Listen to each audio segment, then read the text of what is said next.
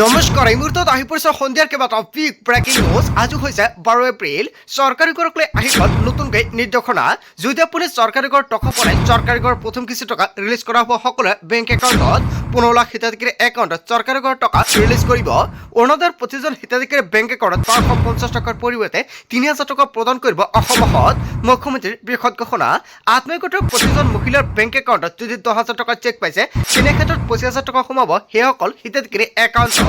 PM কিষাণৰ প্ৰতিজন হিতাধিকাৰীৰ bank একাউণ্টত 2,000 টকা নহয় 11,000 টকা প্ৰদান কৰা হ'ব। পিএম কিষাণ টকা বৃদ্ধি কৰা হৈছে। ৰেচন কাৰ্ড থাকিলে জনতাই লাভ কৰিব 4টা নতুন আঁচনি। কেন্দ্ৰীয় চৰকাৰৰ ঘোষণা। লগতে কেইবাটাও ৰাজনৈতিক খবৰৰ লগতে অৰাজনৈতিক খবৰ যুগুত কৰা হৈছে আজিৰ দিনটোত। গোটেই অসম তথা ভাৰতৰ বিভিন্ন প্ৰান্তৰ পৰা যুগুত হৈছে কেইবাটাও ডাঙৰ খবৰ। এনেবোৰ খবৰ নিতেও পাই থাকিবলৈ চেনেলটি ছাবস্ক্ৰাইব কৰি ভিডিঅ'ত এটা লাইক কৰিবলৈ নাপাহৰিব। আজিৰ আমাৰ প্ৰথম খুবেই গুৰুত্বপূৰ্ণ খবৰ হৈছে অসমবাসীৰ বাবে এটা ডাঙৰ খবৰ। চৰকাৰী কৰ নোপোৱা লাখ লাখ লোকৰ বাবে ভাল খবৰ আহি পৰিছে। চলি আছে চৰকাৰী কৰৰ জৰীপৰ কাম কাজ। যদি আপোনাৰ বেংক একাউণ্টত চৰকাৰী কৰ টকা পোৱা নাই, তেনে ক্ষেত্ৰত আপোনাৰ বাবে ভাল খবৰ আহি পৰিছে। শীঘ্ৰে কৰক সেল্ফ সাৰ্ভে। সেল্ফ সাৰ্ভেৰ জৰিয়তে সকলোৱে পাব চৰকাৰী কৰ। আৱাজ প্লাছ 2024 এপৰ জৰিয়তে কৰক আপুনি সেল্ফ সাৰ্ভে। আধাৰ নম্বৰে লগ ইন কৰক এপত। সাজু কৰক 3বিধ নথিপত্ৰ। পৰিয়ালৰ প্ৰতিজন সদস্যৰ আধাৰ কাৰ্ড, জব কাৰ্ড প্ৰয়োজন হ'ব আৰু আধাৰ সংযোজিত বেংক একাউণ্ট। যদি এই 3খন নথিপত্ৰ আছে আৰু আপোনাৰ বেংক একাউণ্টৰ লগত আধাৰ কাৰ্ড লিংক হৈ আছে বা ডিবিটি লিংক হৈ আছে, লগতে আধাৰ কাৰ্ডৰ লগত আপোনাৰ মোবাইল নম্বৰটো লিংক হৈ আছে, তেনে ক্ষেত্ৰত আপুনি নতুনকৈ চৰকাৰী কৰ লাভ কৰিব। কোনে কোনে পাব চৰকাৰী কৰ? গৃহহীন লোক, ভিক্ষাবৃত্তি নিয়োজিত লোকে পাব চৰকাৰী কৰ। হৰিজন, আদিম জনজাতিও পাব বিনামূলীয়া চৰকাৰী কৰ। যিকোনো সমস্যা থাকিলে দিয়ক আপুনি অভিযোগ। ছেভ কৰক 18001232356000। এইটো নম্বৰ ছেভ কৰি ৰাখক আপোনাৰ মোবাইল ফোনত। চৰকাৰী কৰ নোপোৱা লাখ লাখ লোকৰ বাবে অত্যন্ত ভাল খবৰ। যদি আপুনি এতিয়ালৈকে চৰকাৰী কৰ বাবে জিঅ' টেকিং কৰিব পৰা নাই, অতি শীঘ্ৰে চৰকাৰী কৰ বাবে জিঅ' টেকিং কৰক। ঘৰতো বহি মোবাইল ফোনৰ জৰিয়তে চৰকাৰী কৰ বাবে জিঅ' টেকিং কৰিব পাৰিব। কেনেকৈ চৰকাৰী কৰ বাবে আবেদন কৰিব, যদি আপোনালোকৰ ভিডিঅ' লাগে এতিয়াতো কমেণ্ট কৰি জনাই দিয়ক, নেক্সট ভিডিঅ'ত জনাই দিম। আজিৰ ভিডিঅ'ত যিমান পাৰে সকলোৱে বেছি বেছিকৈ শ্বেয়াৰ কৰি দিব। তাৰপিছত অসমবাসী ৰাইজক জনাইছো আমাৰ পৰৱৰ্তী খুবেই গুৰুত্বপূৰ্ণ খবৰ। লগতে এটা ডাঙৰ খবৰ, ৰাজ্যৰ কৃষকসকলৰ বাবে আহি গ'ল ডাঙৰ খবৰ। শীঘ্ৰে প্ৰতিগৰাকী কৃষকে পঞ্জীয়ন কৰিব লাগিব নিজৰ নাম। জিলাই জিলাই চলি আছে কৃষক পঞ্জীয়ন কাৰ্যসূচী। সকলো বেংক একাউণ্টত 11,000 টকা প্ৰদান কৰা হ'ব। সকলো বৃত্তি নিৰ্বিশেষে কৃষকসকলে পঞ্জীয়ন কৰাটো বাঞ্ছনীয়। যদি আপুনি এতিয়ালৈকে পঞ্জীয়ন কৰা নাই, অতি শীঘ্ৰে পঞ্জীয়ন কৰক। পঞ্জীয়নৰ বাবে নিজ নিজ গাঁও প্ৰধানৰ সৈতে যোগাযোগ কৰক। জিলা সাধাৰণ সেৱা কেন্দ্ৰ CSC সমূহতো পঞ্জীয়ন চলি আছে। কৃষক পঞ্জীয়নৰ বাবে প্ৰয়োজন হ'ব 4বিধ নথিপত্ৰ: আধাৰ কাৰ্ড, পান কাৰ্ড, আধাৰ পঞ্জীকৃত মোবাইল নম্বৰ আৰু মাটিৰ জমাবন্দী। আপোনাৰ এই 4বিধ নথিপত্ৰ আছেনে? তেনে ক্ষেত্ৰত আপুনি লাভ কৰিব 11,000 টকা। এই 4বিধ নথিৰ সৈতে আপুনি পঞ্জীয়ন কৰিব পাৰিব নিজৰ নাম। কৃষক পঞ্জীয়ন হোৱাৰ পিছতে লাভ কৰিব চৰকাৰৰ বহুতো সুবিধা। আন জিলাসমূহৰ লগতে যোৰহাট জিলা কৃষি বিষয়া জাৰি কৰিছে জাননী। ৰাজ্যৰ প্ৰতিখন জিলাতে নতুনকৈ আবেদন প্ৰক্ৰিয়া চলি আছে। আপুনি কেনেকৈ আবেদন কৰিব? যদি এই 4বিধ নথিপত্ৰ আছে, তেনে ক্ষেত্ৰত এই 4বিধ নথিপত্ৰলৈ আপুনি CSC কেন্দ্ৰত যাওক আৰু CSC কেন্দ্ৰৰ পৰা সম্পূৰ্ণকৈ আবেদন কেনেকৈ কৰিব লাগে জনাই দিব। যদি আপুনি ঘৰতে বহি মোবাইল ফোনৰ জৰিয়তে কৰিব বিচাৰিছে, কেনেকৈ আবেদন কৰিব নিশ্চয় আপোনালোকে কমেণ্ট কৰি জনাই দিব। নেক্সট ভিডিঅ'ত সম্পূৰ্ণকৈ ষ্টেপ বাই ষ্টেপ দেখুৱাই দিম। আৰু আজিৰ ভিডিঅ'ত যিমান পাৰে সকলোৱে বেছি বেছিকৈ শ্বেয়াৰ কৰি দিব। আৰু এই আঁচনিৰ অধীনত কেন্দ্ৰীয় চৰকাৰে আগৰ পৰাই বছৰি 6,000 টকা প্ৰদান কৰি আছে। আপোনালোকে সকলোৱে জানে PM কিষাণ আঁচনি, আৰু এইটো হৈছে PM কিষাণ আঁচনিৰ সুবিধা। আৰু PM কিষাণ আঁচনিৰ 6,000 টকাৰ পৰিৱৰ্তে এতিয়া 11,000 টকালৈ বৃদ্ধি কৰা হৈছে। সেয়েহে পৰৱৰ্তী 23 নং কিস্তি আপোনাৰ বেংক একাউণ্টত 2750 টকা সোমাব পাৰে। তাৰপিছত অসমবাসী ৰাইজক জনাইছো আমাৰ পৰৱৰ্তী খুবেই গুৰুত্বপূৰ্ণ খবৰ। লগতে এটা ডাঙৰ খবৰ, ৰেচন কাৰ্ডৰ লাখ লাখ হিতাধিকাৰীৰ বাবে কেইবাটাও সুবিধা। মুখ্যমন্ত্ৰী হিমন্ত বিশ্ব শৰ্মাৰ চৰকাৰে দিছে ৰেচন কাৰ্ড, অৰুণোদয় আঁচনি, চৰকাৰী আৰু আয়ুষ্মান স্বাস্থ্য বীমাৰ সুবিধা। কেৱল এয়াই নহয়, ৰেচন কাৰ্ড থাকিলে লাভ কৰিব অৰুণোদয় আঁচনি।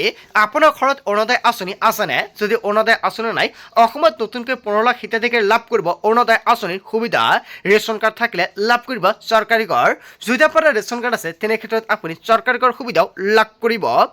ৰেচন কাৰ্ড থাকিলে লাভ কৰিব আয়ুষ্মান অসমৰ অধীনত বিনামূলীয়াকৈ চিকিৎসা সেৱা। ৰেচন কাৰ্ড থাকিলে লাভ কৰিব 5 লাখ টকাৰ বিনামূলীয়াকৈ স্বাস্থ্য বীমা আঁচনি ৰেচন কাৰ্ড থাকিলে প্ৰয়োজন নহ'ব চৰকাৰী আয়ৰ প্ৰমাণপত্ৰ ৰেচন কাৰ্ড থাকিলে প্ৰতিটো পৰিয়ালে পাব 35 কেজিকৈ চাউল যদি আপোনাৰ ৰেচন কাৰ্ড আছে আপুনি 35 কেজিকৈ চাউল পায়নে নাই নিশ্চয় কমেণ্ট কৰি জনাই দিব বজাৰতকৈ বহু কম দামতে লাভ কৰিব ৰাজহাঁচিযুক্ত ৰেচন অন্তোদয় অন্ন যোজনাৰ অধীনত প্ৰতি পৰিয়ালে পাব 35 কেজিকৈ চাউল অগ্ৰাধিকাৰপ্ৰাপ্ত পৰিয়াল প্ৰতিগৰাকী সদস্যই পাব প্ৰতি মাহে 5 কেজিকৈ চাউল ৰেচনৰ সামগ্ৰী নাপালে দিব পাৰিব অভিযোগ যদি আপোনাৰ ৰেচন কাৰ্ড নাই নিশ্চয় আপুনি নতুনকৈ ৰেচন কাৰ্ডৰ বাবে আবেদন কৰিব পাৰিব যদি আপোনাৰ ঘৰত বোৱাৰী আছে 3জন তেনে ক্ষেত্ৰত নিৰ্বাচন শেষ হ'ল আৰু ৰিজাল্টৰ পিছতে 2ৰ পৰা 3খন ৰেচন কাৰ্ড লাভ কৰিব আপুনি আপোনাৰ ঘৰত যিমান মহিলা সদস্য থাকিব সিমানে ৰেচন কাৰ্ড পাব আৰু সিমানে অৰুণোদয় আঁচনি সুবিধা পাব বুলি বৃহৎ ঘোষণা কৰিছিল অসমৰ মুখ্যমন্ত্ৰী ডক্টৰ হিমন্ত বিশ্ব শৰ্মাই আৰু যদি আপোনাৰ ৰেচন কমকৈ পায় তেনে ক্ষেত্ৰত আপোনালোকে ডাইৰেক্ট দিব পাৰিব অভিযোগ অনিট 00034536 নম্বৰটো ছেভ কৰি ৰাখক মোবাইল ফোনত তাৰ পিছত অসমবাসী ৰাজ্যক জনাইছো আমাৰ পৰৱৰ্তী খুবেই গুৰুত্বপূৰ্ণ খবৰ লগতে এটা ডাঙৰ খবৰ বিহুৰ আনন্দ দিব নেকি বতৰে বিধি পথালি আহি আছে প্ৰচণ্ড গতিত ধুমুহা আৰু বৰষুণ 60 পৰা 70 কিলোমিটাৰ বেগেৰে আহি আছে ধুমুহা আৰু বৰষুণ উজনিৰ পৰা নামনিলৈকে হাই এলাৰ্ট জাৰি কৰা হৈছে ব্ৰজপতৰ লগতে শিল বৰষুণৰ এলাৰ্ট জাৰি কৰা হৈছে বিহুৰ আনন্দ দিব নেকি বতৰে বিধি পথালি ইয়াক লৈ জাৰি কৰা হৈছে এলাৰ্ট আৰু সকলোৱে সাৱধান হওক তাৰ পিছত অসমবাসী ৰাজ্যক জনাইছো আমাৰ পৰৱৰ্তী খুবেই গুৰুত্বপূৰ্ণ খবৰ লগতে এটা ডাঙৰ খবৰ কেন্দ্ৰীয় চৰকাৰৰ ডাঙৰ সিদ্ধান্ত বৃদ্ধি পালে ডিজেল আৰু বিমান ইন্ধনৰ ৰপ্তানিৰ শুল্ক প্ৰতি লিটাৰ ডিজেলৰ ৰপ্তানি শুল্ক 21.5 টকাৰ পৰা 55.5 টকালৈ বৃদ্ধি কৰা হৈছে কেৱল ইয়াই নহয় এভিয়েশ্যন টাৰ্বাইন ফুয়েলৰ শুল্ক এতিয়াৰ পৰা প্ৰতি লিটাৰ 42 টকা আৰু পেট্ৰলৰ ৰপ্তানি শুল্কত কৰা নাই কোনো ধৰণৰ পৰিৱৰ্তন ঘৰুৱা বজাৰত ইন্ধনৰ নাটনি ৰোধ কৰিবলৈ চৰকাৰে এক কঠোৰ পদক্ষেপ গ্ৰহণ কৰিছে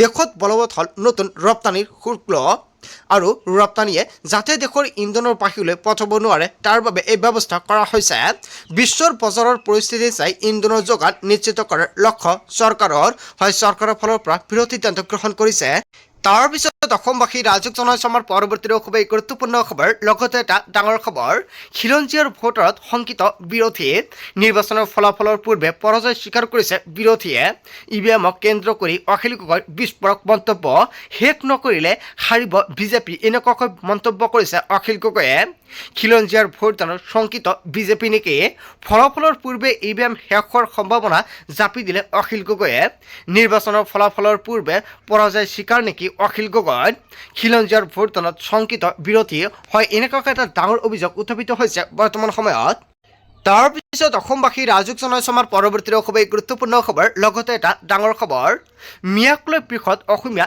জাতি নহয় এনেকুৱাকৈ বৃহৎ মন্তব্য কৰিছে মিয়াক লৈ বৃহত্তৰ অসমীয়া জাতি নহয় মিয়াক বাদ দি খিলঞ্জীয়াৰ অসম কৰাৰ হুংকাৰ মিয়াৰ বিৰুদ্ধে বিজেপি সদায় আছিল আৰু থাকিব মিয়াক লৈ বিজেপিৰ স্থিতি নাই কোনো আপোচ মিয়াৰ বিৰুদ্ধে দলৰ স্থিতি অপৰিৱৰ্তন থাকিব বুলি ঘোষণা কৰা হৈছে নতুন বৰ অসমৰ ভয়ংকৰ চক্ৰান্তৰ বিৰুদ্ধে গৰ্জি উঠিল দিলীপ শইকীয়াই মিয়াক লৈ বৃহত্তৰ অসমীয়া জাতিৰ নহয় তাৰ পিছত অসমবাসী ৰাজ্যক জনাইছো আমাৰ পৰৱৰ্তী খুবেই গুৰুত্বপূৰ্ণ খবৰ লগতে এটা ডাঙৰ খবৰ পাণবজাৰ আৰক্ষী থানাত হাজিৰ কুংকি চৌধুৰী 3টা অভিযোগৰ ভিত্তিত আৰক্ষীয়ে তলব কৰিছে কুংকিক ভোট গ্ৰহণৰ দিনা PSO আৰু একাংশ সমৰ্থকক লৈ ভোট কেন্দ্ৰত প্ৰৱেশ কৰাৰ অভিযোগ কুংকিৰ বিৰুদ্ধে আৰু আৰক্ষীৰ বাধা নামানি ভোট কেন্দ্ৰত প্ৰৱেশ কৰাৰ অভিযোগ কেৱল ইয়াৰ নহয় প্ৰচাৰ শেষ হোৱাৰ পিছতো হাৰিয়ানাৰ পৰা অহা কুংকি চৌধুৰীৰ ছ'চিয়েল মিডিয়া মেনেজমেণ্ট উভতি নোযোৱা বুলি অভিযোগ উত্থাপিত হৈছে প্ৰচাৰ কালৰ অন্তৰ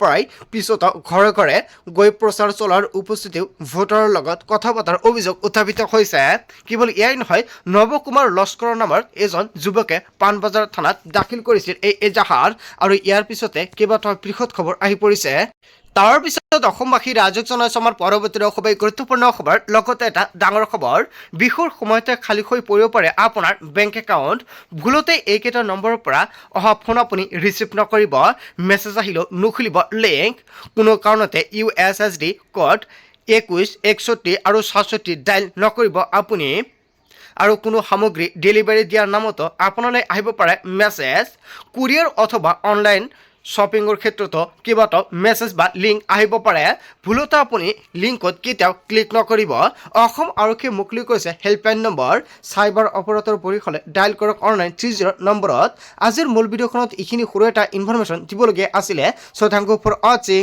ফুল ভিডিঅ'